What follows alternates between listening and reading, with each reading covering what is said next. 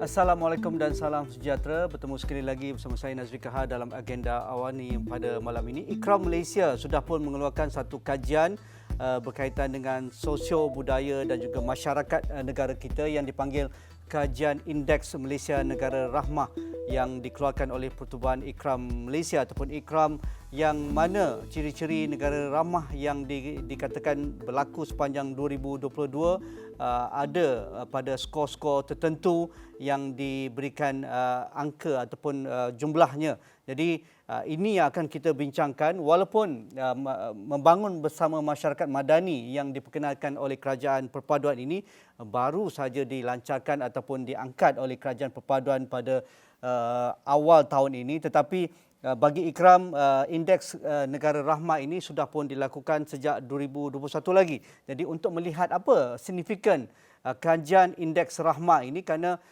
masyarakat yang sejahtera, masyarakat yang mengguna pakai ciri-ciri masyarakat yang bertoleransi, memahami kaum dan juga etnik antara satu sama lain, berkaitan dengan governance ataupun isu berkaitan dengan rasuah, isu berkaitan dengan ekonomi dan sebagainya. Jadi kita panggilkan dua orang ikram pada malam ini, iaitu Presiden mereka sendiri, iaitu Tuan Haji Badli Shah Syam Baharin, dan juga Profesor Dr. Hanim Saleh, Pengurusi Jawatankuasa Agenda Nasional Ikram. Apa khabar Tuan Haji dan juga Prof? Alhamdulillah baik. Alhamdulillah. Alhamdulillah, baik. Ya, okey. Mungkin ramai tak familiar dengan indeks negara rahmah ini. Sebagai permulaan, mungkin Tuan Presiden Tuan Haji Badli Shah nak jelaskan apa sebenarnya indeks negara rahmah ini. Okey, insyaAllah. Bismillahirrahmanirrahim. Indeks negara rahmah ni adalah satu pengukuran, measurement kepada gagasan Malaysia Negara Rahmah yang digagaskan oleh Pertubuhan Ikram Malaysia pada tahun 2014 lagi, Nazri. Ya. Jadi kita menggagaskan Malaysia Negara Rahmah ni dengan 12 ciri. Definisi negara rahmah ni yang kita definisikannya sebagai negara yang aman, makmur, sejahtera, progresif, ekonominya maju dan memelihara alam sekitar, dan seterusnya pelbagai etnik dan bangsa yang ada dalam Malaysia ni membangun bersama, membangunkan negara Malaysia ni dengan cara yang semangat, kerjasama, kolaborasi yang cukup baik. Jadi kita definisi negara rahmah ini kita detailkan dengan 12 ciri rahmah tu. Jadi untuk mengukur 12 ciri pencapaian 12 ciri negara rahmah tu, maka kita membangunkan indeks Malaysia Negara Rahmah ni. Jadi kita mula mengukur pada tahun 2021 dan kemudian kita ulangkan pada tahun 2022.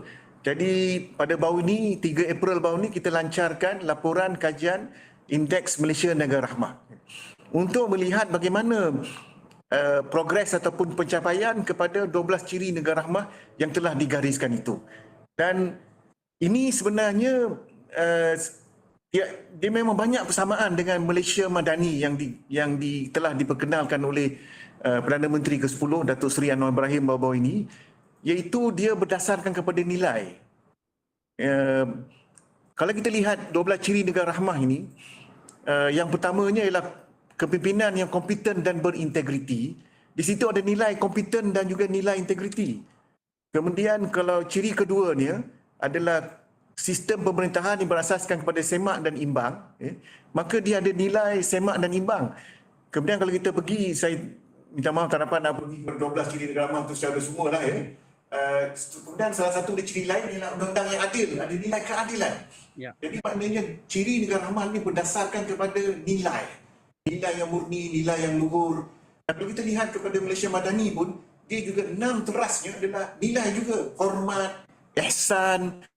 Bagi orang awam di luar sana, menggunakan indeks penggunaan perkataan rahmah itu, mungkin mereka paling mudah akan rujuk pada yang popular pada ketika ini, Tuan Haji Badli Shah, dengan menu rahmahnya, dengan pasaraya rahmahnya, dengan pakaian rahmahnya, insurans rahmah dan sebagainya. Saya rasa itu sudah menjadi satu kata kerja yang wajar kita raikan juga. Kerana bukan senang rakyat boleh menerima perkataan bukan berasal dari perkataan bahasa Melayu tetapi rahmah yang sudah pun kita faham selama ini.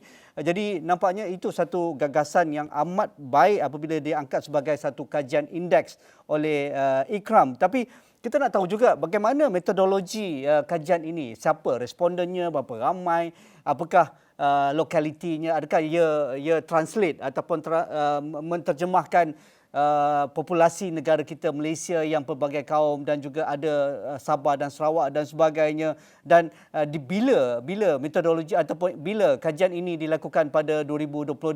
Mungkin Prof Nur Hanim nak menjelaskan tentang hal ini. Ya, terima kasih Cik Nazri di atas soalan tu. Jadi kalau kita lihat indeks negara rahmah ni dia dijalankan, surveynya dijalankan pada sekitar Julai hingga September 2022. Dan di dalam indeks ini kita mempunyai kita tulis dalam bahasa Melayu tapi kita ada juga menterjemahkannya di dalam bahasa Mandarin untuk memastikan ramai pihak boleh mengambil bahagian, dan dia meliputi pelbagai kaum dengan kita di sini kita di dalam soal selidik tersebut mempunyai 12 ciri, sebanyak 32 indikator dan 103 item. Dan juga termasuk di situ ada tambahan 10 soalan terhadap profil responden.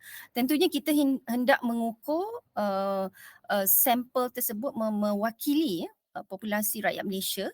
Jadi kita telah merujuk juga kepada kaedah statistik oleh Crashy Morgan yang menyatakan bahawa minimum sampel untuk rakyat Malaysia adalah sebanyak 2006 dan kita berjaya untuk mendapat sebanyak 2012 sampel. Dan kita jalankan secara bersemuka. Alhamdulillah pada 2022 ni dapat dijalankan secara bersemuka dan kemudian kita masukkan di atas talian. Dan responden terdiri daripada mereka yang berusia lebih 18 tahun dan berpendidikan pasca SPM, kerana item-item tersebut perlu mempunyai taraf minimum pendidikan untuk untuk mereka faham soalan-soalan tersebut. Dan kita jalankan di seluruh negara untuk memastikan semua populasi dapat menjawabnya. Dan di dalam konteks ujian kebolehpercayaan kita juga memastikan ianya mencapai nilai alfa melebihi 0.6 dan kita menjalankan secara tinjauan keratan rentas. Cross profiling. Dan dari segi sampling pula kita menjalankan kaedah persampalan berserata 2 peringkat, serata negeri dan serata daerah. Dan pendekatannya adalah menggunakan convenience sampling ataupun persampalan mudah di situ. Dan dia meliputi pelbagai kaum, jentina dan usia. Itulah sedikit tentang metodologi dan pendekatan yang digunakan pakai formulanya. Menarik. Bagi Presiden, bagi Tuan Najib Fadil Shah, kerana kita nak tahu juga dah 2 tahun indeks ini dilakukan kajian di lapangan 2021-2022 dan kajian perpaduan ini hanya terbentuk pada akhir 2022. Apa signifikan yang mungkin dapatan yang mungkin boleh dikongsikan perbezaannya, kerana kita tahu 2021-2022 kita masih dalam pandemik, kita dalam COVID-19, kita dalam era transisi endemik dan rakyat amat sukar ketika itu, kerajaan juga bertukar-tukar dan sebagainya. Adakah itu juga memberi impak kepada skor-skor yang diperolehi dalam indeks rahmah 2021 dan apa yang ciri-ciri yang terbaik yang boleh dikongsikan untuk indeks 2022? Okey, kajian ni adalah kajian persepsi. Maknanya ini adalah persepsi rakyat terhadap ciri yang dikemukakan itu. So kita kena jujur dalam melaporkan persepsi rakyat ini. Jadi bila kita lihat indeks ini kita lakukan pada tahun 2021 dan juga tahun 2022, kita lihat secara keseluruhannya indeks 2021 memberikan nilaian 6.09 secara keseluruhan. Jadi itu tahap sederhana. 2022 nilaian keseluruhan yang didapati daripada indeks itu adalah 6.47, juga masih tahap sederhana. Walaupun ada peningkatan sedikit, tapi masih dalam tahap sederhana. Jadi bermakna, merujuk balik kepada soalan Nazri tadi, bermakna dalam keadaan pandemik, dalam keadaan pertukaran kerajaan dan sebagainya, persepsi rakyat terhadap ciri negara rahmah ni tak banyak berubah lah. Ya. Dia tak banyak berubah. Dia masih lagi pada tahap sederhana itu. Mungkin keadaan yang ada ketika itu, keadaan ekonomi, keadaan kerajaan yang tidak stabil dan sebagainya, sedikit sebanyak saya fikir mempengaruhi juga skor yang telah diberikan oleh rakyat terhadap 12 ciri negara rahmah tadi. Tapi saya nak cuba nak highlight sikit, maknanya kita dapati dalam contohnya indeks 2022, skor yang tertinggi adalah kepada institusi keluarga yang utuh, dan juga hubungan penganut dan agama yang harmoni. Jadi mana ini menggambarkan rakyat Malaysia melihat keluarga di Malaysia ni dan juga hubungan antara etnik dan agama berada pada keadaan yang masih sederhana juga, tapi yang paling tinggi lah yang kita dapati kan, 7 poin lebih. So maknanya ini merupakan sesuatu yang rakyat Malaysia merasakan bahawasanya mereka rasa selesa dan boleh diperbaiki lagi, insya-Allah. Buat masa ni itu dia punya skor nilaian ni, tapi boleh diperbaiki lagi, insya-Allah, di masa hadapan untuk meningkatkan lagi skor tersebut kan. Jadi saya kalau saya nak celah sikit Tuan Haji. Boleh. Kalau ini kajian persepsi, skornya agak baik untuk hal keluarga, institusi masyarakat agama dan juga kaum itu menarik. Tetapi apabila kita lihat realiti di media sosial, di media kita dan di kalangan pemain politik, seolah-olah kita bergaduh kaum ni sepanjang masa kot. Ya, betul. Jadi di mana titik tengah yang boleh kita baca daripada skor ini, dan kita tahu realiti di bawah pun tak ada masalah. Kita boleh bercampur dengan rakan-rakan bukan Islam, kita boleh mengajak mereka berbuka puasa, melawat masjid dan sebagainya. Tetapi apabila go on politics, ia seolah very divided dan seolah-olah isu kaum ini akan hangat sepanjang masa dan akan ada the winner and the loser. Itu yang kita takut tu. Ya, betul, itu perhatian yang menarik. Memang saya setuju tu, dengan maknanya kita di bawah ni, kita seolah macam merasakan tak ada masalah kita nak berhubung, berinteraksi dengan orang lain agama, lain kaum dan sebagainya kan. Kita macam biasa je, baik je kan. Tapi masalahnya ialah yang mencetuskan suasana perkauman ataupun ketegangan perkauman agama ni, sedikit sebanyak saya mengakui dia adalah pemimpin politik yang mencetuskan suasana seperti ini. Mungkin juga kerana parti politik yang ada di Malaysia ni ada yang diasaskan kepada bangsa, ada yang diasaskan kepada kaum. Jadi mereka menggunakan sentimen perkauman, sentimen bangsa ni tadi untuk maknanya mendapat support ataupun sokongan daripada rakyat, dan ada orang yang memang sokong isu-isu seperti ini. Jadi saya bagi pihak Ikram, sebenarnya apa yang kami cuba buat dengan rakan-rakan CSO yang lain, rakan-rakan NGO yang lain, kita cuba cetuskan satu suasana di mana kita mengatakan kepada pemimpin politik, kita tak mahu suasana seperti ini. Kita nak membenteras sentimen perkauman dan juga agama. Untuk makluman Nazri, baru ni tahun lepas lah kita ada buat satu sidang media bersama dengan KLSCH, KL Selangor Changi Assembly Hall, untuk membenteras sentimen perkauman dan agama. Kita nak bina gelombang daripada bawah ni, bahawasanya apa yang kita mahu ialah suasana yang harmoni. Suasana rakyat nakkan suasana yang harmoni, suasana yang satu padu, suasana yang mesra. Kita nak bangunkan negara ni bersama, berkolaborasi bersama, bekerjasama membangunkan negara. Bukannya dibuai ataupun dialunkan dengan isu perkauman, agama dan sebagainya. Kalau boleh kita nak letak ini tepi kan. Kalau boleh kita nak sama-sama bangunkan negara. Ya, bagi Prof Hanim misalnya, kalau kita lihat skor berkaitan dengan governance, isu berkaitan dengan ekonomi, isu berkaitan dengan kepimpinan tu agak ke bawah. Jadi apa signifikan yang boleh kita baca daripada persepsi ini untuk kita mencapai lebih baik? Mungkin langkah-langkah yang sedang dilakukan oleh kerajaan pada ketika ini, kerajaan perpaduan saya rujuk, banyak berkaitan dengan membenteras rasuah, mengangkat nilai termasuk masyarakat madani dan juga negara rahmah ini. Mungkin itu akan menjadi satu ruang skor yang akan datang ni untuk 2023 ni, kalau kita lihat akan datang tahun depan ni, ia boleh bertambah baik misalnya. Adakah itu boleh dijangkakan, Prof? Ya, memang sangat menariklah bila kita melaksanakan bila kita berkongsi dapatan ini.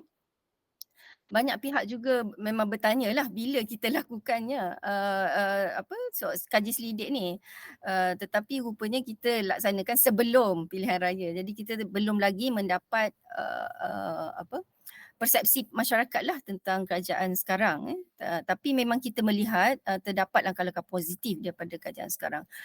Kalau kita lihat 3 yang terendah itu, iaitu tadbir urus yang baik, ekonomi mampan, kepimpinan kompeten berintegriti.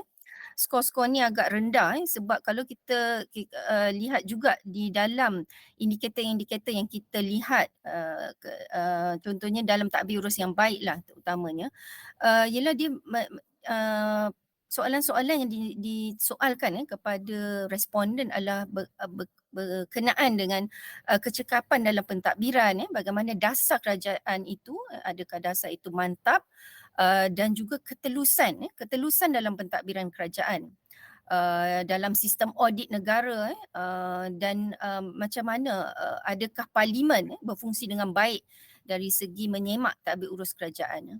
Begitu juga dengan adakah tadbir urus itu memenuhi kepentingan awam. Ini juga adalah soalan-soalan yang kita tanyakan kepada responden, dan bila markah ini ataupun skor ini agak rendah, ini menunjukkan elemen-elemen ini perlu ditambah baik oleh pihak kerajaan.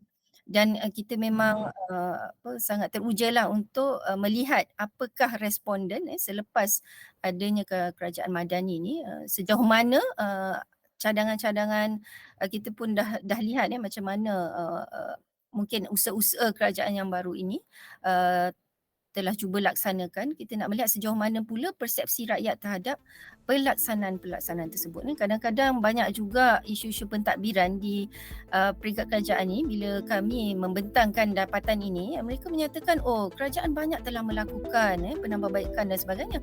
Isu ekonomi ni adalah isu yang menyeluruh di seluruh dunia juga kan. Jadi mungkin ini juga menyebabkan ekonomi yang mampan tu juga mendapat markah yang rendah.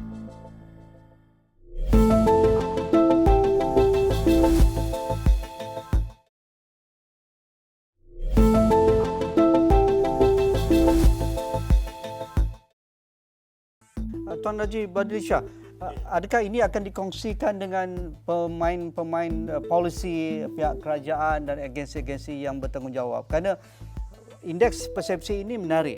Ia boleh memberikan satu cerapan yang real di bawah sana tentang hal-hal berkaitan dengan nilai dan kenegaraan untuk menjadi sebuah negara bangsa yang hebat.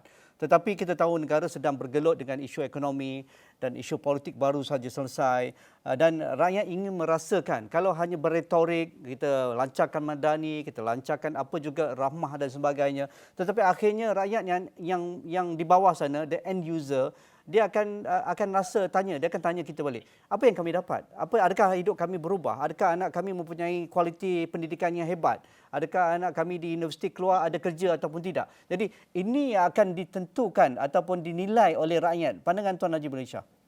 Ya, betul. Indeks ni dia hanya sebagai pengukuran saja. Ya. Yang paling penting ialah tindakan susulan selepas ini. Jadi maknanya kami dah bentangkan pun depan Menteri Perpaduan, iaitu Datuk Aaron Agodaga, tentang indeks ini, dan dia sendiri pun merasakan bahawa ini boleh diterima pakai sebagai salah satu daripada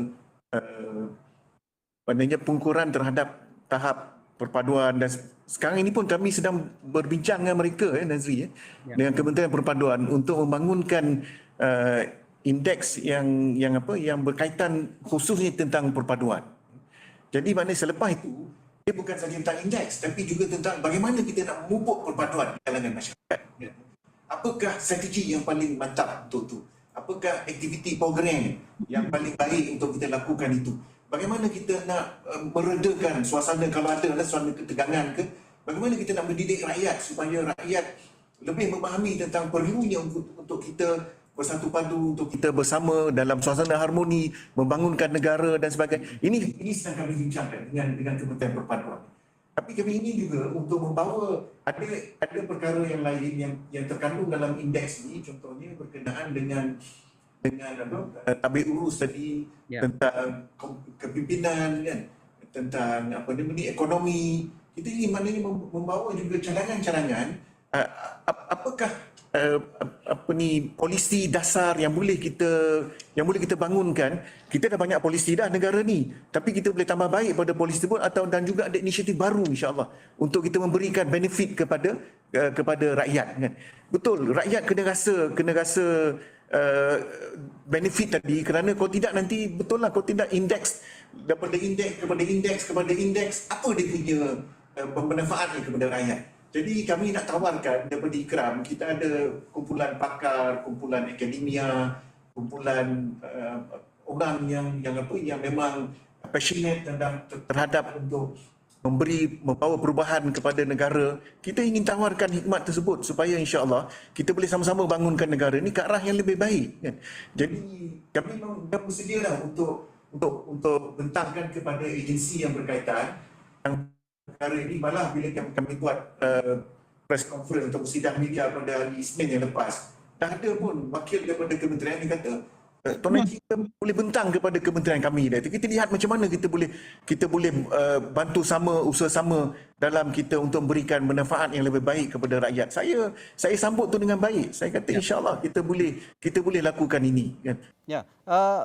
Ramai juga ingin melihat berkata isu konotasi dan juga slogan rahmah ini menjadi satu slogan nasional, kerana satu yang baik kan, rahmatan lil alamin. Kita tahu juga, dan rahmah itu kalau sama juga dengan nama-nama yang elok dalam budaya Melayu, Zaleha, Zubaidah dan sebagainya. Tetapi mengapa tidak kita promosikan lebih agresif lagi dengan indeks rahmah, ataupun ada dashboard rahmah, ataupun ada apa-apa juga rahmah yang akan memberikan satu kita sentiasa berwaspada lah dalam hal kaum, hal ekonomi, hal kepimpinan. Adakah ia menjadi satu tools juga kalau kita ada indeks persepsi rasuah yang dikeluarkan oleh TI Malaysia dan TI International, itu berkaitan dengan hal governance, isu dengan salah guna kuasa, isu berkaitan dengan rasuah. Adakah ini akan juga memberikan satu indikator bahawa rakyat begitu cakna dengan kepimpinan, rakyat dari akar umbi, bottom up, ingin melihat perubahan itu, dan orang politik tidak boleh